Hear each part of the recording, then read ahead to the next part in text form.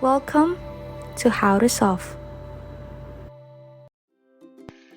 Hello everyone, welcome back to a new video. In this tutorial, we're going to learn how you can join a private channel on Telegram without the invitation link.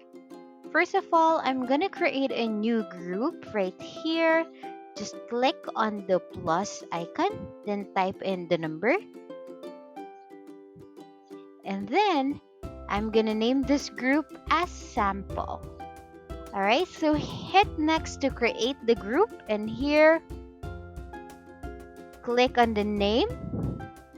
Copy the link of this group right here. Just click here. And then as you can see, it is now copied on your clipboard. From here, I'm gonna click on the name again, and I'm gonna look for delete the group. Okay, so here we just go to another tab and paste the link that we copied in here. Now, if you want to join a private channel on Telegram, you need to have this code. So let's say we're going to paste it again. You can see the link has a lot of characters. So here's the link that we have. We have https semicolon dash dash t.me dash plus sign and then a few characters. So to join any private group on Telegram, you have to have this code. This is the only way you can join a private channel on Telegram even without the invitation link.